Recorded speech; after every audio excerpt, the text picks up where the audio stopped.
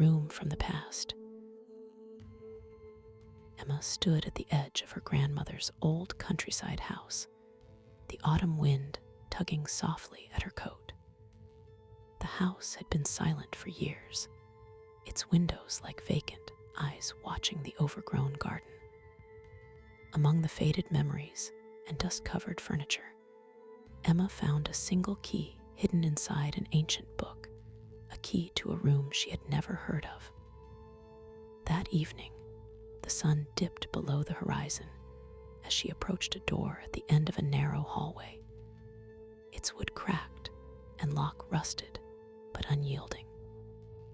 There was something about the door that felt alive, as if it guarded not just a space, but a story waiting to be told. After several attempts, the key finally clicked, and the door creaked open to reveal a small room shrouded in shadows. Dust particles floated in the pale moonlight, filtering through a grimy window. The air was heavy, carrying a faint scent of old paper and forgotten years. Shelves lined the walls, filled with yellowed journals, faded photographs, and trinkets that seemed out of place. Emma's fingers trembled as she reached for a journal, its leather cover cracked with age. The handwriting inside was delicate, almost hesitant, telling stories of a life once vibrant, but now trapped within these four walls. As Emma read deeper, the words seemed to echo beyond the pages, whispers of a woman named Leela, her grandmother's sister, who had vanished mysteriously decades ago. The journal hinted at secrets too painful to speak aloud, a presence that haunted the family quietly but persistently. That night, Emma heard faint footsteps and soft murmurs from the locked room, though she was alone in the house. The line between memory and reality began to blur. Was Leela's story simply forgotten history?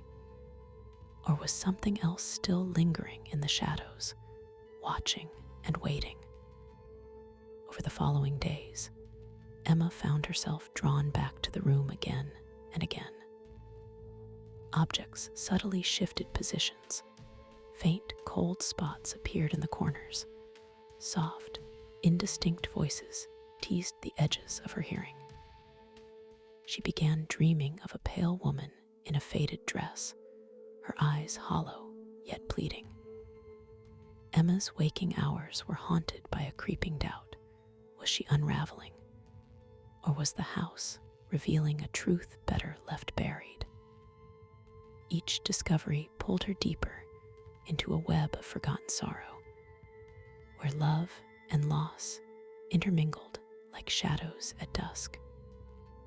One evening, as a storm raged outside, Emma found a hidden compartment beneath the floorboards. Inside was a bundle of letters tied with a faded ribbon.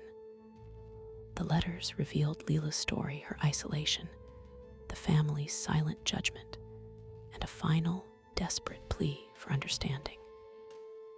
Emma read aloud, her voice barely above a whisper, and the room seemed to breathe with her words.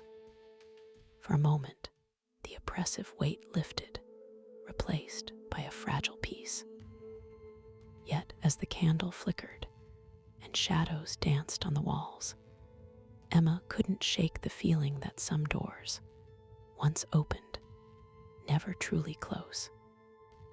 The next morning, the room was quiet, but Emma found an old photograph on the floor, one she hadn't seen before. It showed Leela standing beside the locked door, smiling faintly, her eyes full of secrets. Emma felt a chill as she realized the room's story wasn't just a memory. It was a presence woven into the fabric of the house itself. As she locked the door behind her, the soft click echoed like a heartbeat. Some rooms keep their secrets, but sometimes those secrets find a way to reach out, reminding us that the past is never truly gone.